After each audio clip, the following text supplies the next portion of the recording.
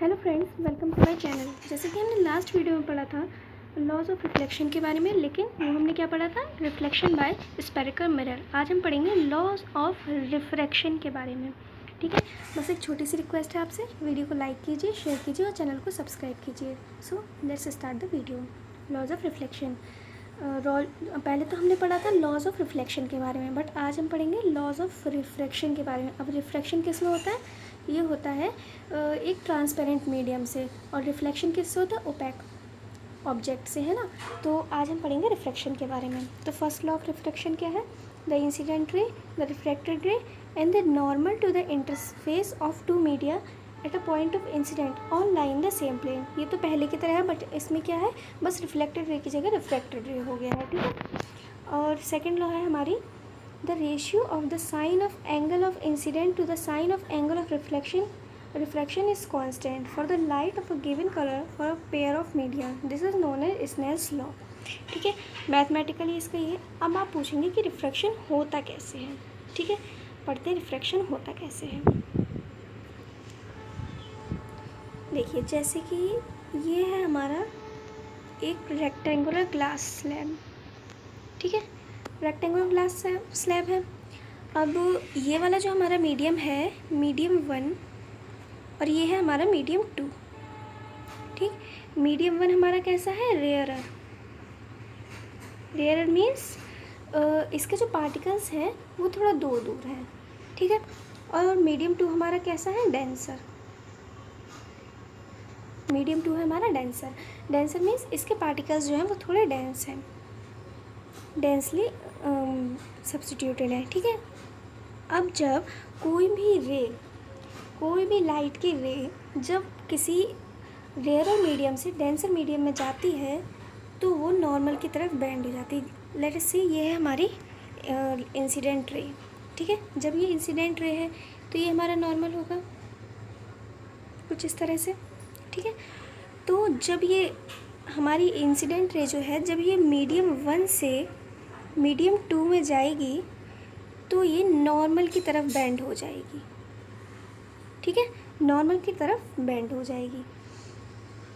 अब हमारी denser medium के लिए हमारी ये है इंसिडेंट रे। ठीक है, इसका एक क्लियर फिगर बनाते हैं।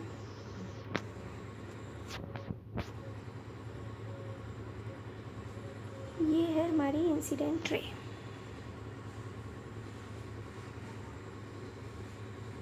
ये है नॉर्मल।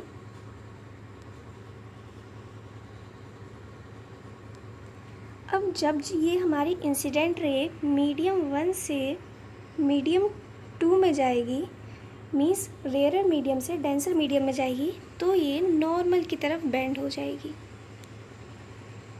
ठीक है, ये हो गई इंसिडेंट रे हमारी। अब डेंसर मीडियम के लिए ये इंसिडेंट हो गई। वैसे तो क्या है, ये रिफ्रैक्टेड रे है।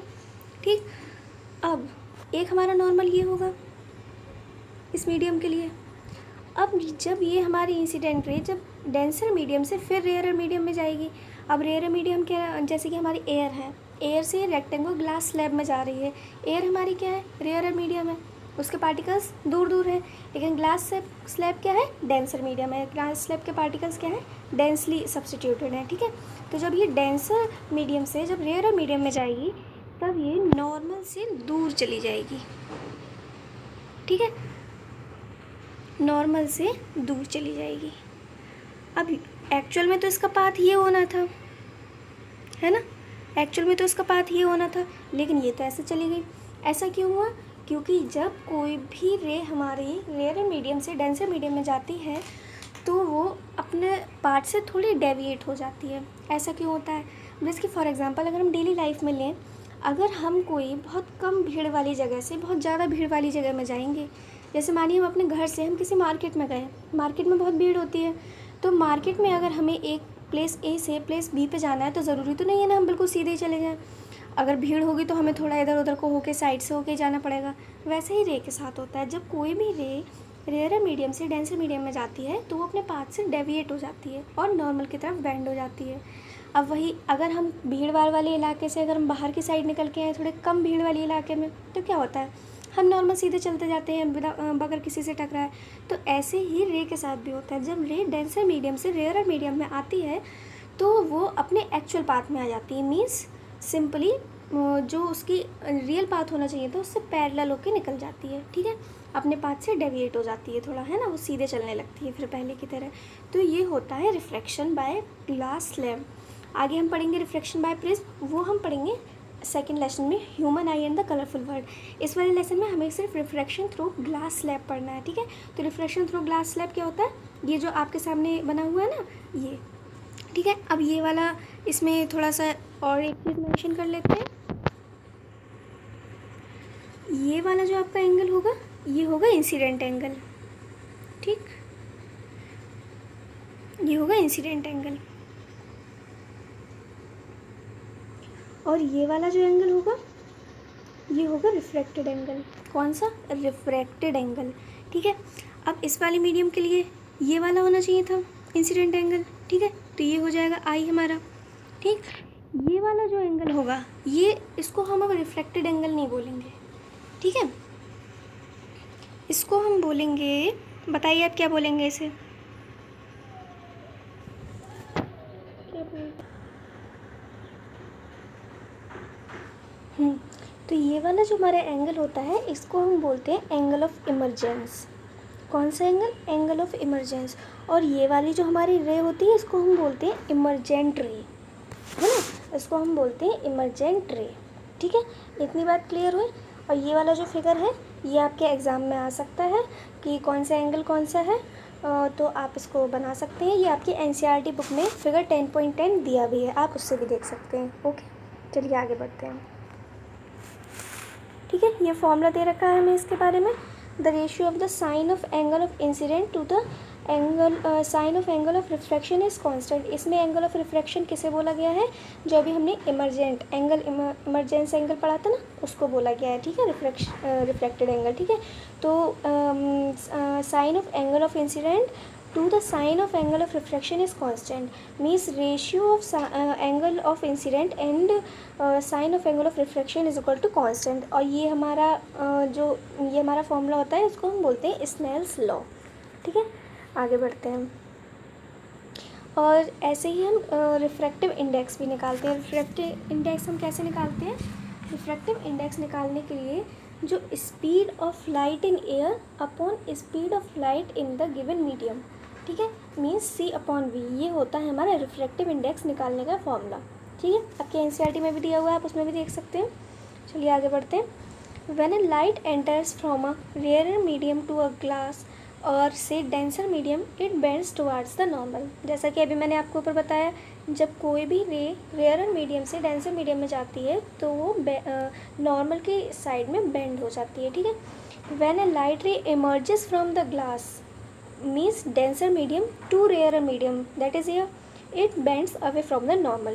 तो वो जो हमारी इमरजेंट, जब हमारी इमरजेंट होकर निकलती है तो मीन्स जब वो हमारी लाइट रे डेंसर मीडियम में चली जाती है तो वो जो डेंसर मीडियम वाली जो रे होती है, डेंसर मीडियम से जो रे आती है वो जब रेयर मीडियम में जाती है तो वो नॉर्मल से दूर चली जाती है, नॉर्मल से अवे बेंड हो जाती है, ठीक है। Hence when a light ray is incident on a rectangular glass slab, the light emerges parallel to the incident ray from the opposite side of glass slab। जैसा कि अभी बताया था कि जो हमारी इमरजेंट रे होती है वो हमारी इंसिडेंट रे के पैरेलल चली जाती है, ठीक है। When a light ray is incident to a glass on a glass slab normally, it gets out straight without any deflection।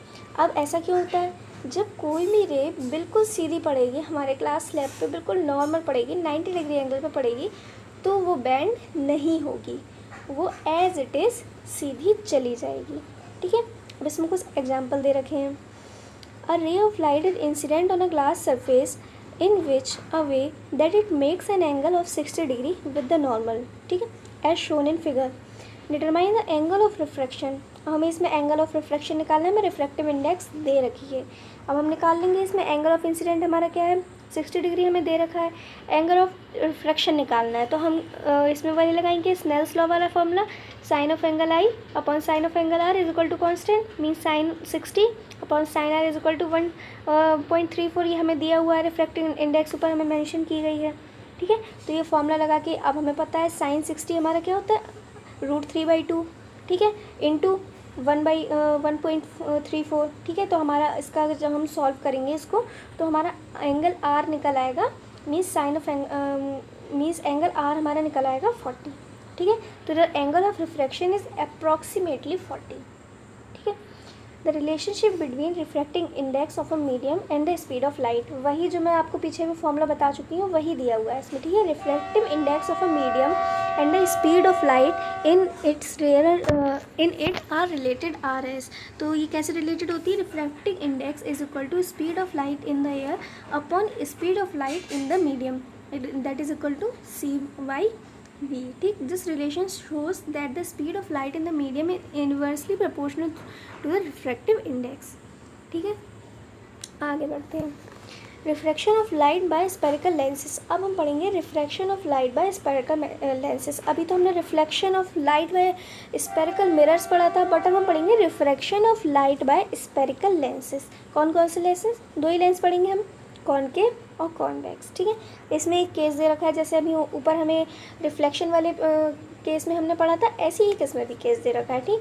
Ankit went to an optician and noticed different types of spectacles there, ठीक है। वो एक ऑप्टिकन की shop पे गया, उसने बहुत सारे स्पेक्टिकल्स वहाँ पे रखे हुए देखे।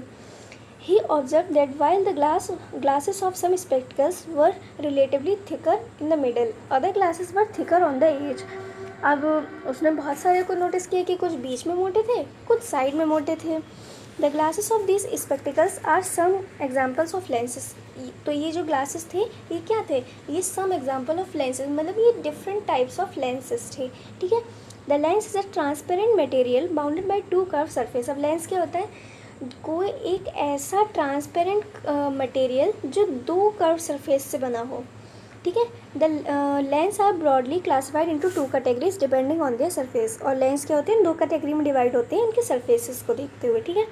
तो कौन कौन सी होती हैं, 1 स्पेरिकल एंड 1 प्लेन सरफेस और बोथ स्पेरिकल सरफेस। अब 1 स्पेरिकल 1 प्लेन का मीन्स क्या है, एक सरफेस उसकी प्लेन होगी बट एक उसकी स्पेरिकल होगी, ठीक है। और जो बोथ स्पेरिकल था उसका मीन्स है उसकी दोनों सरफेस स्पेरिकल होंगी। तो 1 स्पेरिकल एंड 1 प्लेन सरफेस में हमारी फिर फर्दर 2 कैटेगरी में डिवाइड किया गया है, एक प्लानो कॉन्वेक्स लेंस, एक प्लानो कॉनकेव लेंस। बिल्कुल ठीक बात है, हमने कॉनकेव और कॉन्वेक्स 2 लेंस पढ़े हैं, तो उनको हम, एक तो हमारा होता है प्लेनो कॉन्वेक्स लेंस, मीन्स उसका एक सरफेस प्लेन होगा और एक कॉन्वेक्स होगा, ठीक है, कॉन्वेक्स लेंस होगा। और प्लेनो कॉनकेव लेंस कौन से होते हैं, जिनका एक सरफेस प्लेन होता है और दूसरा सरफेस कॉनकेव होता है, ठीक। और जो हमारी बोथ सरफेस आर स्पेरिकल है उसको भी 2 कैटेगरीज में डिवाइड किया गया है, concave lens and convex lens. अब हम हमें इसमें सिर्फ डबल स्पेरिकल लेंस के बारे में पढ़ना है, ठीक है। तो डबल स्पेरिकल में हम सबसे पहले पढ़ेंगे कॉन्वेक्स लेंस के बारे में। A convex lens is made by joining 2 spherical surface in such a way that it is thicker at centre, its thickness gradually reduces as we move towards the edge. अब convex lens कैसे होते हैं, जैसे कि हम पहले पढ़ चुके हैं, कॉन्वेक्स मिरर हमारा कैसा होता था, ये होता था हमारा कॉन्वेक्स मिरर, जिसमें ये कौन सी होती थी, नॉन रिफ्लेक्टिंग साइड होती थी, और ये कौन सी होती थी, रिफ्लेक्टिंग साइड होती थी। वैसे ही हमारा कॉन्वेक्स लेंस भी होता है। कॉन्वेक्स मीन्स ये बाहर वाला एक सरफेस और ये बाहर वाला एक सरफेस, ठीक है, ये हमारा मिला के बनता है डबल कॉन्वेक्स लेंस, ठीक है। और convex lens is made by joining 2 spherical surface in such a way that is thicker at centre. Convex lens कैसे होते हैं, सेंटर पर थिक होते हैं और एजेस पर थिक नहीं है, मतलब बहुत कम थिक होते हैं, ठीक है। इसमें हमें दे रखा है कि कॉन्वेक्स लेंस से रिफ्रैक्शन कैसे होता है, ठीक है। इंसिडेंट रे जो पैरेलल है हमारी प्रिंसिपल एक्सिस के, इसमें भी वही होता है, बट अंतर इतना होता है, स्पेरिकल जो हमारे मिरर होते हैं उनमें एक ही सेंटर ऑफ कर्वेचर और एक ही फोकस होता है, बट स्पेरिकल लेंसेस में क्या होता है, 2 सेंटर ऑफ कर्वेचर होते हैं और 2 ही फोकस होते हैं। ऐसा क्यों, देखिए, एक तो हमारी ये है कर्व सरफेस, एक ये है कर्व सरफेस, ये वाला जो है ये भी किसी सर्कल किसी स्पेयर से बना हुआ है, तो एक इसका भी सेंटर होगा, ठीक है। और ये वाला जो है ये भी एक सरफेस से बना हुआ है, मीन्स एक स्पेयर से बना हुआ है, तो एक सेंटर इसका होगा। जब 2 सेंटर है तो 2 ही फोकस होंगे, ठीक है। और ये वाला जो हमारा ये इन दोनों सरफेस का वही सेम पोल था, ये है ना, पोल होता है इनका भी। और ये जो हमारा बीच में जो होता है, ये जो हमारी इनके बीच की दोनों एजेस के बीच की जो डिस्टेंस होती है, इसका जो सेंटर होता है ये होता है हमारा ऑप्टिकल सेंटर। ठीक है, कौन सा होता है? Optic centre. Convex lens has the ability to converge the light. ऊपर हमने पढ़ा था कि कॉनकेव मिरर कन्वर्जिंग मिरर होते हैं, बट यहाँ सेम उल्टा है, यहाँ कॉन्वेक्स लेंस कन्वर्जिंग लेंस होते हैं। ठीक है, और कॉनकेव लेंस क्या होते हैं? डाइवर्जिंग लेंस होते हैं।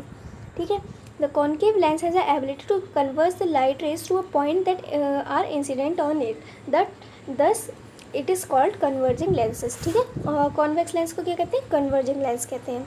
अब हम कॉनकेव लेंस के बारे में पढ़ेंगे।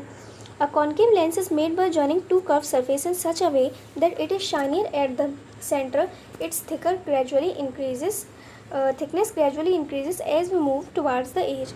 अब कॉन्वेक्स लेंस के बारे में हमने पढ़ा था कि कॉन्वेक्स लेंस मिड में थिक होते हैं, बट कॉनकेव लेंस क्या होते हैं? एजेस पर थिक होते हैं और मिडिल में लेस थिक होते हैं, कम मोटे होते हैं। ठीक है, वहाँ पर थोड़े पतले होते हैं वो।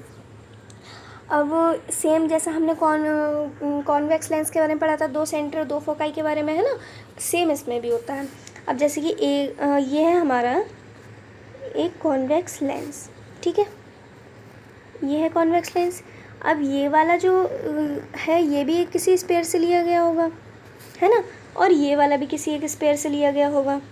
तो एक इसका भी सेंटर होगा, एक इसका भी सेंटर होगा। तो जब दो सेंटर ऑफ कर्वेचर है तो दो फोकस होंगे। ठीक है, ये इसमें दिया हुआ है कैसे लाइट रिफ्रैक्ट होती है कॉनकेव लेंस से। Concave lens has ability to diverse the beam of light rays incident on it. ठीक है, कॉनकेव लेंस पर जब भी कोई भी बीम ऑफ लाइट पड़ता है तो वो क्या करता है? कॉनकेव लेंस उनको डाइवर्ज कर देता है ना, और इसलिए कॉनकेव लेंस को डाइवर्जिंग लेंस भी बोलते हैं। ठीक है, अब हम पढ़ेंगे स्फेरिकल मिरर और स्फेरिकल लेंस के बीच में डिफरेंस। ठीक है, difference between a spherical mirror and lens. Following table list some common differences between spherical mirror and lenses. ठीक है, अब स्फेरिकल मिरर के बारे में देखते हैं पहले। Image is formed by reflection of light. अब जब मिरर है, ओपैक चीज़ है, ओपैक ऑब्जेक्ट है तो उससे रिफ्लेक्शन होगा। ओपैक ऑब्जेक्ट तो रिफ्लेक्शन शो करते हैं ना, बट जो हमारे ट्रांसपेरेंट होते हैं, जो हमारे ट्रांसपेरेंट ऑब्जेक्ट होते हैं वो रिफ्रैक्शन शो करते हैं। ठीक है, तो स्फेरिकल लेंस क्या करेंगे? Image form by refraction of light. ठीक है, और स्फेरिकल मिरर में सेकंड केस क्या है?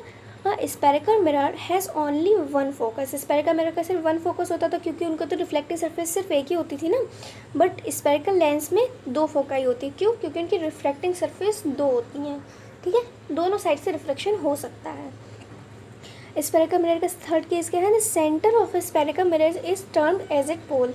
अब इसमें जो है सेंटर ऑफ स्फेरिकल मिरर, जो स्फेरिकल मिरर का जो सेंटर होता है उसे हम पोल बोलते हैं, बट जो स्फेरिकल लेंस का सेंटर होता है उसे हम ऑप्टिकल सेंटर बोलते हैं। ऊपर भी बताया था मैंने। ठीक है, तो सेंटर ऑफ स्फेरिकल लेंस को हम क्या बोलते हैं? ऑप्टिकल सेंटर, है ना।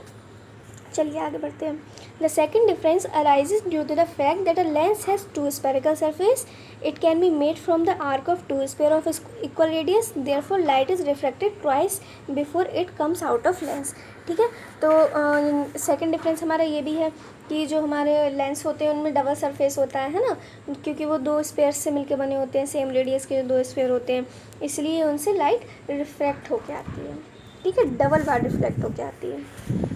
Term associated with the lens. अब जैसे कि हमने ऊपर terms associated with the spherical mirrors पढ़ा था, यहाँ हम पढ़ेंगे terms associated with the lenses. ठीक है, तो ऊपर मतलब हमारे मिरर्स में क्या था? पोल था। ठीक है, लेकिन यहाँ पे क्या है? Optical centre. लेंस में क्या होता है? Optical centre. Optical centre is a point of centre of the lens. तो ये क्या होता है? हमारे लेंस का सेंटर होता है। ठीक, it always lies inside the lens and not on the surface. और ये हमेशा लेंस के अंदर होता है, जबकि पोल क्या था? जो हमने मिरर के बारे में पोल पढ़ा था, जो मिरर का पोल होता है वो मिरर की सरफेस पे होता है, बट लेंसेज का जो ऑप्टिकल सेंटर होता है वो लेंस के अंदर होता है। ठीक है, centre of curvature. Centre of curvature mirrors में भी बाहर होता है, आउटसाइड द मिरर होता है, और लेंस में भी आउटसाइड द लेंस होता है। ठीक है, it is a centre point of arcs of two spheres from which the given spherical lenses concave और कॉन्वेक्स इज मेड। ठीक है, since a lens constitutes of two spherical surface it has two centre of curvature. ऊपर मैंने बताया था क्योंकि जो हमारे लेंस होते हैं वो दो सरफेस से मिलकर बने होते हैं, इसलिए उनके दो सेंटर ऑफ कर्वेचर होते हैं। ठीक है, और ऐसे ही जब उनके दो सेंटर ऑफ कर्वेचर है तो उनके दो ही फोकस होते हैं। The distance of optical centre from either of the centre of curvature is termed as radius of curvature. ठीक, तो इसमें रेडियस ऑफ कर्वेचर कौन सी होती है? The distance of optical centre, ऊपर क्या था? मिरर के केस में distance from pole to the centre of curvature is known as radius of curvature, but इसमें distance from optical centre to the centre of curvature is known as radius of curvature. ठीक है।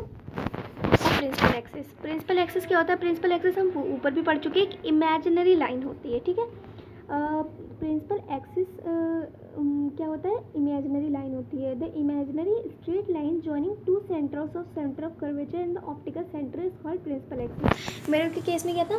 Principal axis कौन सा होता है? Centre of curvature और पोल को जोड़ने वाली इमेजिनरी लाइन। लेकिन लेंस के केस में सेंटर ऑफ कर्वेचर और ऑप्टिकल सेंटर को जोड़ने वाली इमेजिनरी लाइन जो होती है, स्ट्रेट लाइन, वो होती है हमारी प्रिंसिपल एक्सिस। ठीक है, अब इसमें एक एक्टिविटी दे रखी है, hold a convex lens and direct it against the sunlight, you will find a bright spot appear on the wall. Can you explain the formation of bright spot? Light after refracting through the lens converges at a very sharp point. Try to obtain the brightest possible spot. Now place a paper on the wall and observe what happens to the next few minutes. अब इसमें क्या होगा? हम पढ़ चुके हैं कि convex lens जो होते हैं वो हमारे कन्वर्जिंग लेंस होते हैं, मीन्स वो लाइट को एक पॉइंट पे कन्वर्ज कर देते हैं। ठीक है, जब वो कन्वर्जिंग लेंस होते हैं, जब हम सनलाइट जो होती है, जब हम उसको कॉन्वेक्स लेंस से कन्वर्ज करेंगे किसी भी सरफेस पे, तो वहाँ हमें बिल्कुल ब्राइट स्पॉट मिलेगा, बिल्कुल छोटा सा। वो होती है सन की रियल इमेज। ठीक है, अगर हम उसे वॉल पे लेंगे तो नॉर्मली वो सरफेस थोड़ा गर्म हो जाएगा, लेकिन अगर हम यही इमेज अगर हम पेपर पे लेने की कोशिश करेंगे तो थोड़े टाइम बाद वो पेपर बर्न होने लगेगा। क्यों बर्न होने लगेगा? क्योंकि वो जो सनलाइट जो है वो एक पॉइंट पे कन्वर्ज हो जाएगी और बहुत सारी हीट प्रोड्यूस करेगी। ठीक है, इसलिए नेक्स्ट फ्यू मिनट्स में वो पेपर बर्न होने लगेगा। अब पढ़ते हैं फोकस के बारे में। फोकस हमने मिरर के केस में पढ़ा था। फोकस कब बनता है? जहाँ सारी जो लाइट रेज होती हैं जहाँ मीट करती हैं, सेम इसमें भी होता है। The focus is a point on a principal axis of a lens where all incident parallel rays after reflection from the lens meet और appear to diverge from the lenses. There are two foci, F1 and F2, depending on the direction of incident ray. ठीक है, तो इसमें भी principal axis पे वो point जहाँ सारी इंसिडेंट रे जो होती हैं आफ्टर रिफ्लेक्शन जहाँ मीट करती हैं वो होता है फोकस। अब इसमें दो फोकस होते हैं। क्यों होता है? क्योंकि दोनों साइड एक स्फेरिकल लेंस के दोनों साइड से रिफ्लेक्शन होता है। ठीक है, इसलिए दो फोकस होते हैं। The distance between the focus F1 and F2 and the optical centre is known as focal length. Mirror के केस में क्या था? पोल और फोकस की जो डिस्टेंस थी वो फोकल लेंथ होती थी, बट लेंस के केस में क्या होता है? फोकस और ऑप्टिकल सेंटर के बीच की जो डिस्टेंस होती है वो होती है फोकल लेंथ। ठीक है, इसमें दे रखा है, आप फिगर में भी देख सकते हैं। आगे बढ़ते हैं। Reflection by spherical lenses. अब इसमें भी तीन केस होते हैं हमारे।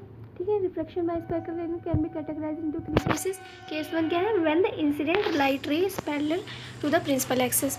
मिरर के केस में भी सेम था। In the case reflected ray will pass through a second focus F2 of convex lens and appear to diverge from the first focus for a concave lens। ठीक है, तो जब कोई भी इंसिडेंट रे कॉन्वेक्स लेंस से reflect होगी तो वो F2 से होगी, मीन्स प्रिंसिपल एक्सिस के पैरेलल अगर कोई भी इंसिडेंट रे होगी तो वो F2 मीन्स सेकेंड फोकस से होके रिफ्लेक्ट होगी। ठीक है, और रिफ्रैक्टेड मतलब कॉन्केव लेंस के केस में क्या होता है? जब कोई भी इंसिडेंट रे प्रिंसिपल एक्सिस के पैरेलल होगी तो वो हमें लगेगा appear to diverge from the focus F1। ठीक है, केस सेकंड क्या है? The incident ray emerges from the first focus F1 of a convex lens or appear to emerge from the second focus F2 of a concave lens। तो इसमें क्या है? जैसे हमारे मिरर के केस में था, जब भी कोई लाइट रे फोकस से आती है तो वो प्रिंसिपल एक्सिस के पैरेलल चली जाती है, सेम इसमें है। जब कोई भी इंसिडेंट रे फोकस से होके आती है तो वो प्रिंसिपल एक्सिस के पैरेलल होकर रिफ्रैक्ट हो जाती है। और कॉन्केव लेंस में क्या होता है? हमें ऐसा लगता है कि वो फोकस से होकर रिफ्रैक्ट हो रही है। ठीक है, प्रिंसिपल एक्सिस के पैरेलल। केस थर्ड क्या था? When the light ray passes through the optical center of a lens, in this case, the light will pass through both lenses without suffering any deviation। वही जैसे उसमें mirrors में क्या होता है, सेंटर ऑफ कर्वेचर से जब कोई भी इंसिडेंट आती है तो वो अपनी पाथ में रिफ्लेक्ट हो जाती है। सेम इसमें ऐसा होता है, बट इसमें क्या होता है, जो इंसिडेंट का कोई भी इंसिडेंट ऑप्टिकल सेंटर से होके आएगी डायरेक्ट, तो वो विदाउट एनी डेविएशन रिफ्लेक्ट हो जाएगी, चाहे कॉन्केव लेंस हो चाहे कॉन्वेक्स लेंस हो। ठीक है, अब हम पढ़ेंगे image formation by spherical lenses. अब हमें इसमें एक्टिविटी दी है। ठीक है, एक्टिविटी आप कर सकते हैं घर पे, उसके लिए आपके पास कॉन्वेक्स लेंस होना ज़रूरी है। अब लेंस को आप मार्केट से भी परचेज़ कर सकते हैं। ठीक है, take a convex lens of 2 focal length, draw 5 equal distance point. 5 equal distance point कौन से होंगे, एक तो 2f1। अब आप पूछेंगे 2f1 क्यों। ठीक है, f1 क्या है हमारा, फोकस 1। अब f2 क्या है, इतना हमें पता है, focal length is equal to 2 times focal length is equal to radius of curvature होता है ना। तो हम इसमें भी रेडियस ऑफ कर्वेचर को हम 2 टाइम्स फोकल लेंथ लिख सकते हैं, इसलिए हम c की जगह लिखते हैं 2f। ठीक है, तो ये हम 5 पॉइंट मार्क कर लेंगे अपने, 2f, f1, o, f2 and 2f2। ठीक है, ये हम मार्क कर लेंगे। ठीक है, candle placed it behind f1। अब आप इसमें क्या करेंगे, जैसे कि हमने मिरर के केस में करा था, हमने डिफरेंट जगह अपनी कैंडल को रख के पोजीशन देखी थी कि उसकी इमेज कहाँ बननी है, सेम इसमें आपको करना है। ठीक है, आगे देखते हैं। Lens are able to form images by reflected incident rays, although a light source emits infinite number of light rays in all possible direction. We will consider only 2 light rays for the sake of convenience. It allows us to show clearly a natural nature and position of images form on a screen. अब वैसे तो कोई भी beam of light होता है तो उसमें तो बहुत सारी लाइट रेज होती है ना, लेकिन हम सारी लाइट रे को नहीं बनाएंगे अपनी कॉपी पे। ऐसा अगर हम करेंगे तो हमारा डायग्राम बहुत ज़्यादा डेंस हो जाएगा, है ना। तो हम सिर्फ 2 लाइट रे कंसिडर करेंगे, क्योंकि 2 लाइट रे के मीट होने पर हमें हमारे ऑब्जेक्ट की इमेज मिल जाती है। ठीक है, तो अब देखते हैं image formation by a convex lens. Convex lens की इमेज कैसे फॉर्म होती है, इसमें भी 6 केस होते हैं। जो 6 केस आपने कॉन्केव लेंस के पढ़े थे, जो 6 केस आपने कॉन्केव मिरर के पढ़े थे, सेम वही 6 केस इसमें कॉन्वेक्स लेंस में होते हैं। ठीक है, और convex lens can produce real as well as virtual images. ठीक है, the nature of image form depends primary on the position of object on the principal axis. ठीक है, अब इसमें 6 केस दिए हुए हैं, ये डायग्राम दिया हुआ है उनका। When the object is at infinity, ठीक है, हमने माना हमारा ऑब्जेक्ट यहाँ है, इन्फिनिटी पे है। ठीक है, अब इससे बहुत सारी लाइट रेज आ रही है, लेकिन हम 2 कंसीडर करेंगे, है ना। ये है हमारा ऑब्जेक्ट, तो एक तो हमें ऊपर आती हुई दिख रही, एक तो ये है हमारी इंसिडेंट रे, एक ये है हमारी इंसिडेंट रे, है ना। 2 रे आ रही हैं। अब ये जो यहाँ हमारी ये सेंटर वाली लाइन होती है ना, ऑप्टिकल सेंटर वाली, इससे हमारी लाइट्स रिफ्लेक्ट होती हैं। ठीक है, रिफ्लेक्ट होती हैं इस वाले सरफेस से। तो इससे रिफ्लेक्ट होकर क्या, जब प्रिंसिपल एक्सिस के पैरेलल है तो फोकस से होकर चली जाएगी, और सेम इधर भी जब प्रिंसिपल एक्सिस से पैरेलल है तो फोकस से होकर चली जाएगी। तो हमें फोकस पे ब्राइट पॉइंट मिलेगा, बिल्कुल शार्प ब्राइट पॉइंट मिलेगा। ठीक है, ये हमारे इस ऑब्जेक्ट की इमेज होगी। ठीक, सेकंड केस क्या है, when the object is beyond the centre of 2f2। ठीक, अब यहाँ हमारा क्या है, 2f2 से बियॉन्ड रखी है हमारी, मीन्स थोड़ी सी पीछे रखी है हमारी, हमारा ऑब्जेक्ट रखा है। ठीक है, तो ऐसे में क्या होगा, एक रे तो हमारी आएगी प्रिंसिपल एक्सिस के पैरेलल, फोकस से होकर चली जाएगी। दूसरी रे हमारी जो ऑप्टिकल सेंटर से आएगी, वो कहाँ से चली जाएगी हमारी, वो चली जाएगी ऑप्टिकल सेंटर से ही चली जाएगी, क्योंकि ऑप्टिकल सेंटर से जब भी कोई इंसिडेंट रे आती है तो वो उसी सेम पाथ में रिफ्लेक्ट हो जाती है ना, विदाउट एनी डेविएशन। सेम ये होगा। अब आप पूछेंगे इसमें दूसरी रे पैरेलल क्यों नहीं है, क्योंकि हमारा ऑब्जेक्ट जो है वो प्रिंसिपल एक्सिस से ऊपर रखा हुआ है। तो अगर हम नीचे से अगर हम दूसरी रे कंसिडर भी करते हैं तो वो तो नॉर्मली पड़ जाएगी लेंस पर। जब कोई भी रे नॉर्मली पड़ेगी तो वो विदाउट एनी डेविएशन चली जाएगी ऑप्टिकल सेंटर से, जब कोई भी रे होके जाएगी। इसलिए दूसरी रे हमारी जो है वो इस केस में ऑप्टिकल सेंटर से होके आएगी। ठीक है, इस वाले इस पाथ से। ठीक है, तो ऐसे में हमें जहाँ हमारी दोनों रे मीट करेंगी वहाँ पे हमारे ऑब्जेक्ट की इमेज बन जाएगी। और ऑब्जेक्ट की इमेज कैसी बनेगी, real, inverted and diminished, means small in size. Third case क्या है, when object is a centre of curvature. Mirror के केस में भी जब भी सेंटर ऑफ कर्वेचर पे ऑब्जेक्ट होगा तो उसकी इमेज भी सेंटर ऑफ कर्वेचर पे ही बनेगी। लेकिन इसमें क्या होता है, इसमें एक सेंटर ऑफ कर्वेचर पे आपके ऑब्जेक्ट रखा जाता है और दूसरे सेंटर ऑफ कर्वेचर पे आपको इमेज मिलती है ना। क्योंकि इसमें रिफ्लेक्शन में तो क्या होता है, ऑन द सेम साइड होता है ना, बट रिफ्लेक्शन में क्या होता है, ऑन द अदर साइड होता है। तो अगर हमारा ऑब्जेक्ट मतलब 2f2 पे रखा हुआ है तो एक रे तो हमारी प्रिंसिपल एक्सिस के पैरेलल आएगी, तो वो फोकस से होकर चली जाएगी, और दूसरी जो हमारी ऑप्टिकल सेंटर से आएगी जहाँ ये दोनों रे मीट करेंगी रिफ्रैक्शन के बाद, जहाँ ये दोनों रे मीट करेंगी, तो ये रे कहाँ मीट करेंगी, ये रे मीट करेंगी second centre of curvature mean second f2 पे, है ना। तो यहाँ पे हमारे ऑब्जेक्ट की इमेज बनेगी, और ऑब्जेक्ट की इमेज कैसी होगी, सेम साइज होगी, रियल होगी और इन्वर्टेड होगी। ठीक, फोर्थ केस क्या है, जो हमारा object centre of curvature focus के बीच में होगा। ठीक है, ऐसे केस में क्या होगी, एक हमारी लाइट रे एज इट इज़ हमारी जो प्रिंसिपल एक्सिस के पैरेलल आती है वो आएगी, वो फोकस से होकर चली जाएगी, दूसरी ऑप्टिकल सेंटर से आएगी। ठीक है, ये दो रेज जब यहाँ मीट करेंगी तो हमारे ऑब्जेक्ट की इमेज कहाँ बनेगी, बियॉन्ड 2f2, है ना। और कैसी होगी, होगी एनलार्ज्ड, रियल एंड इन्वर्टेड। ठीक है, ये हमें हमेशा ध्यान रखना है, जब भी कोई इमेज रियल बनती है तो वो हमेशा इन्वर्टेड होगी, और जब कोई भी इमेज वर्चुअल बनती है तो वो हमेशा इरेक्ट होगी। ठीक है, ये मिरर के केस में भी ट्रू है और ये लेंस के केस में भी ट्रू ही होगा। फिफ्थ केस क्या है, when object is placed at the focus f1, जब हम कोई अपना ऑब्जेक्ट f1 पे रखेंगे, फोकस 1 पे रखेंगे, तो उसमें क्या होगा, एक रे तो हमारी सिंपल प्रिंसिपल एक्सिस के पैरेलल जैसे आती है और दूसरी रे ऑप्टिकल सेंटर से आती है। अब ये तो जो रे होंगी ये आपको पैरेलल जाते हुए मालूम होंगी, लेकिन होती हैं, इनसे इमेज बनती है लेकिन बहुत दूर बनती है, एट इन्फिनिटी पे बनती है इनकी इमेज। ठीक है, लेकिन ये इमेज कैसी होती है, रियल होती है, इन्वर्टेड होती है और हाईली एनलार्ज्ड होती है ना, और बनती कहाँ पे, एट इन्फिनिटी। सिक्स्थ केस क्या है, when the object is placed between the focus f1 and optical centre O। अब थर्ड केस में हमारा क्या है, हमने ऑब्जेक्ट अपने कहाँ रख दिया, फोकस और ऑप्टिकल सेंटर के बीच में। ठीक, ऐसे केस में क्या होगा, अब हमारी एक रे आएगी हमारी प्रिंसिपल एक्सिस के पैरेलल, फोकस से होकर चली जाएगी, रिफ्रैक्ट हो जाएगी, और दूसरी रे जो आएगी हमारी वो आएगी ऑप्टिकल सेंटर से। अब ये दो जो रे होंगी ये पीछे कहीं मीट नहीं करेंगी। ठीक है, तो हम इनको बैकवर्ड हम मानेंगे कि ये मीट कर जाएंगी कहीं पे, बैकवर्ड अगर हम इन रे को लें तो ये रे कहीं ना कहीं मीट कर जाएंगी। तो बैकवर्ड में जब हम इन रे को लेते हैं तो जहाँ ये दोनों रे मीट करेंगी वहाँ हमारे ऑब्जेक्ट की इमेज बनेगी, और ये इमेज कैसी होगी, वर्चुअल होगी, इरेक्ट होगी और एनलार्ज्ड होगी, है ना। तो ये थे हमारे कॉन्वेक्स लेंस के केसेस, और ये जो हमने ऊपर 6 केस पढ़े ये इस टेबल में समराइज़ किए गए हैं। ये टेबल आपको बहुत अच्छे से याद कर लेनी है, एग्जाम के लिए बहुत इंपॉर्टेंट है। ठीक है, अब हम पढ़ते हैं image formed by concave lens. Concave lens always produce virtual and erect image. ठीक है, कॉन्केव लेंस कैसे हमेशा वर्चुअल और इरेक्ट इमेज शो करते हैं, और कैसी होती है, small in size. The image formed by concave lens are divided into 2 cases. तो कॉन्केव लेंस से जो इमेज फॉर्म होती है उनको 2 केस में डिवाइड किया गया है। केस 1 क्या है, when the object is placed at infinity, जब कोई ऑब्जेक्ट इन्फिनिटी पे प्लेस किया जाएगा तो उसकी इमेज कहाँ बनेगी, एट फोकस।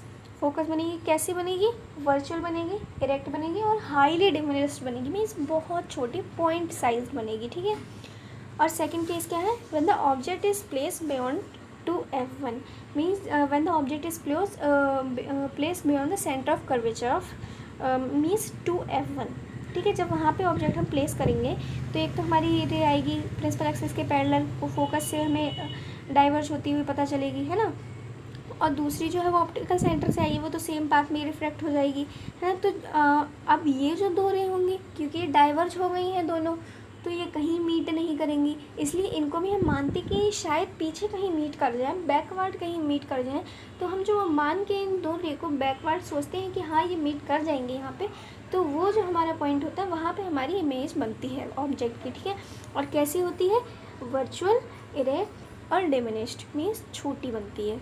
ये हमें हमेशा ध्यान रखना है, कॉन्केव लेंस से जो इमेज बनेंगी वो हमेशा छोटी बनेंगी, वर्चुअल बनेंगी और इरेक्ट बनेंगी, और कॉन्वेक्स मिरर से जो इमेज बनेंगी वो हमेशा इरेक्ट, वर्चुअल और छोटी बनेंगी, डिमिनिश्ड बनेंगी। ठीक है, अब ये जो 2 केस हमने पढ़े ये इस टेबल में समराइज़ किए गए हैं, ये भी आपको बहुत अच्छे से याद कर लेनी है। अब इसमें हमें फिर एक एक्टिविटी दी हुई है एक बच्चे के बारे में। Jay placed a sharp edge in front of spherical mirror. ठीक है, he observe that image formed is inverted and extremely small in size.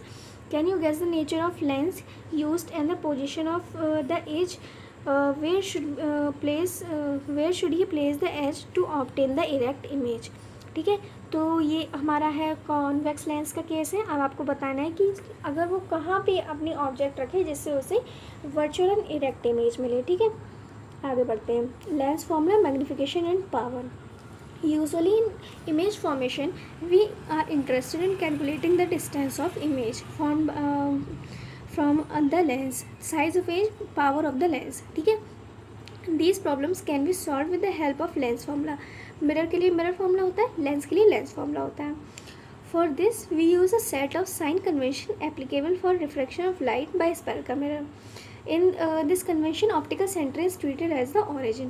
Mirror के केस में क्या था, हमने पोल को एज ऑरिजिन लिया था. ठीक है, और इसमें लेंस के केस में क्या होता है, हम ऑप्टिकल सेंटर को एज ऑरिजिन लेते हैं. ठीक है, तो फर्स्ट केस क्या है, object is always placed of the left side of a lens, lights must fall the left side of lens.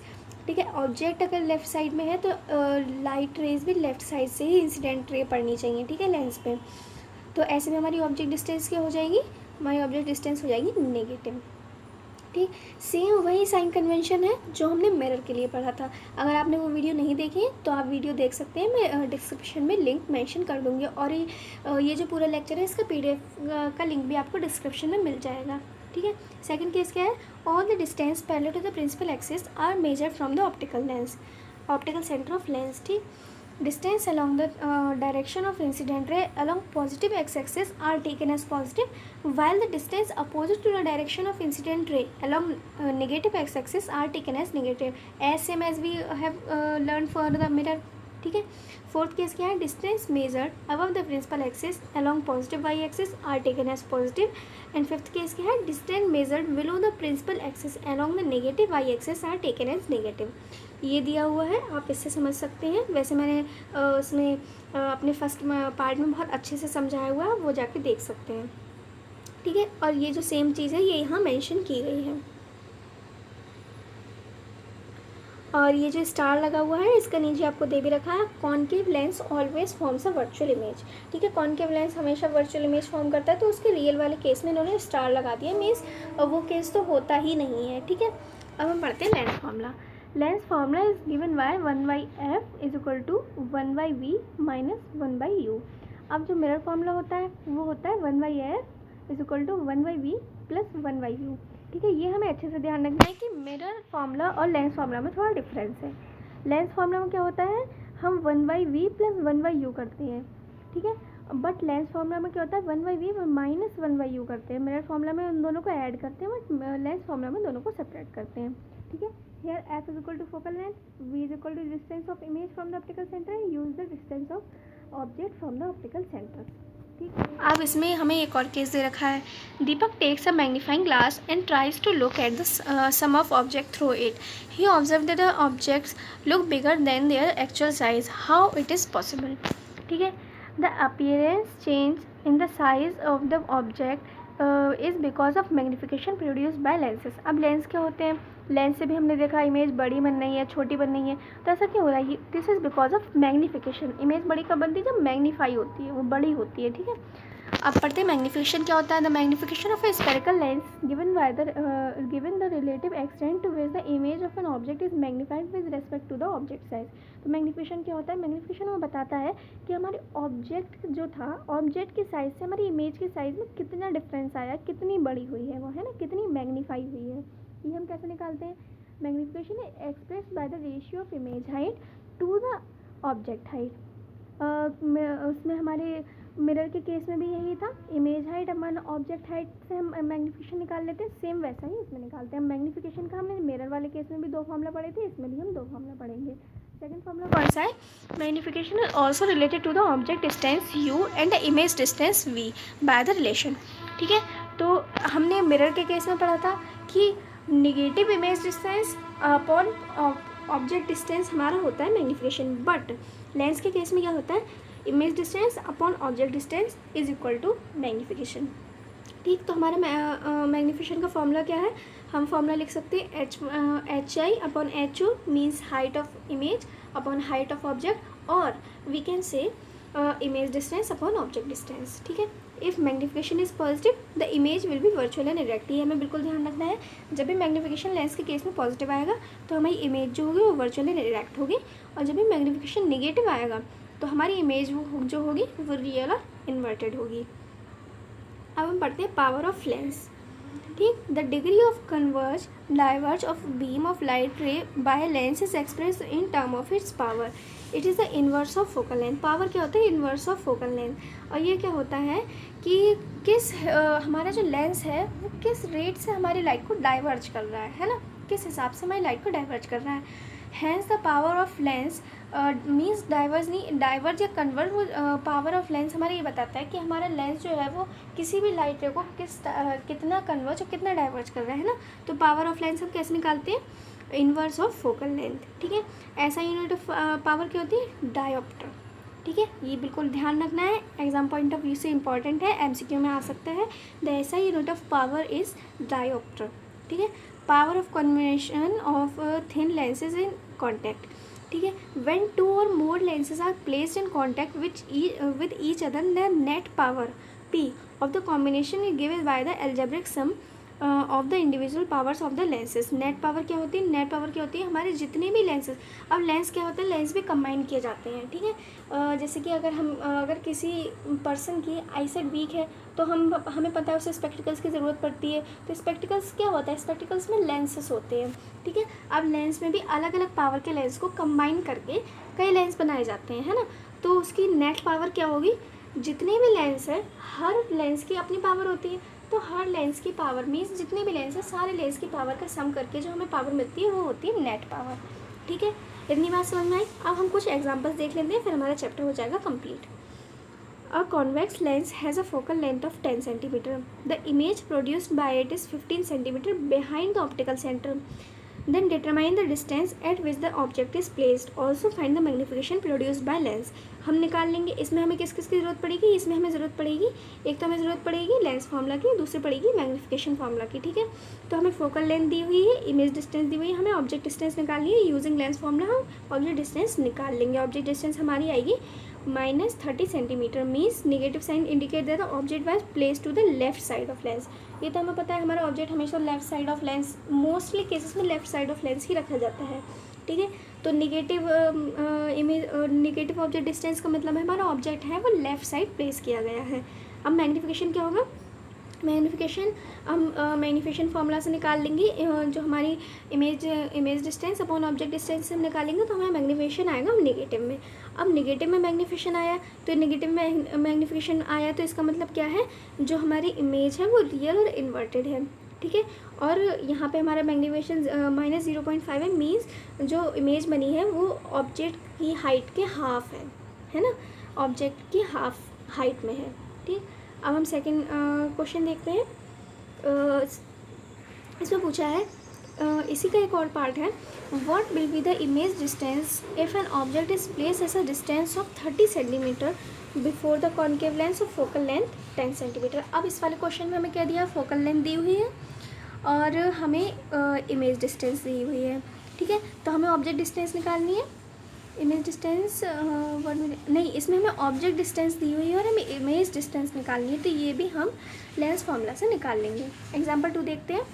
What is the power of a convex mirror whose focal length is 25 centimetre. अब हम पढ़ चुके हैं power क्या होता है? Inverse of focal length. तो power is equal to inverse of focal length. लेकिन हमेशा आप फिजिक्स का कोई भी न्यूमेरिकल करें, किसी भी चैप्टर का करें, चाहे आप 9th स्टैंडर्ड में हो चाहे 10th में, चाहे आगे भी किसी स्टैंडर्ड में करें, जब भी कोई न्यूमेरिकल करें, चाहे मैथ का हो चाहे फिजिक्स का हो, किसी भी चीज़ का हो, हमेशा सबसे पहले ऐसा यूनिट कंसीडर करें। मीन्स क्योंकि हमारी सारी जो क्वेश्चंस लगभग पूछे जाते हैं वो उनका आप देखें कि क्वेश्चन में क्या यूनिट दी गई है, उन्हें आंसर किस यूनिट में पूछा है ना। तो यहाँ हमें यूनिट सेंटीमीटर में दी हुई है डिस्टेंस, बट हमारे पावर क्या होती है? मीटर्स में। फोकल लेंथ पावर्स में जब भी मेज़र की जाती है तो वो मीटर्स में की जाती है ना। तो यहाँ पे हमारा जो हमें फोकल लेंथ दी हुई है 25 सेंटीमीटर, इसको हम पहले मीटर में कन्वर्ट करेंगे, देन हम उसकी पावर निकालेंगे। तो जब हम इसमें पावर निकालेंगे तो हमारी पावर आएगी 4D। Means the power of the given lens is 4D। ठीक है, अब हम इसमें दिया हुआ है, note that if the lens was concave then the focal length would have been -25 centimetre, है ना। In this case power will be 4D, है ना। अब ऐसा क्यों होता है, इसमें दिया है power of convex mirror whose focal length. अब इसमें हमें पावर ऑफ कॉन्वेक्स मिरर दी हुई है, ठीक है। तो कॉन्वेक्स मिरर की पावर कितनी होगी, 4D, ठीक। अगर लेंस का केस हो, लेंस में अगर कॉन्केव लेंस का केस हो, then the focal length would have been -25, है ना। जब भी कॉन्केव लेंस की बात होती है तो कॉन्केव लेंस की क्या होती है, फोकल लेंथ माइनस में ली जाती है, ठीक है। तो उस केस में पावर क्या होगी, -4D। तो यहाँ हमारा चैप्टर कंप्लीट होता है। आई होप आपको ये चैप्टर अच्छे से समझ में आया हुआ होगा। बस एक छोटी सी रिक्वेस्ट है आपसे कि वीडियो को लाइक कीजिए, शेयर कीजिए और चैनल को सब्सक्राइब कीजिए। मैं कोशिश करती हूँ अगले चैप्टर की वीडियो जल्द से जल्द अपलोड करूँगी। Till then take care, bye.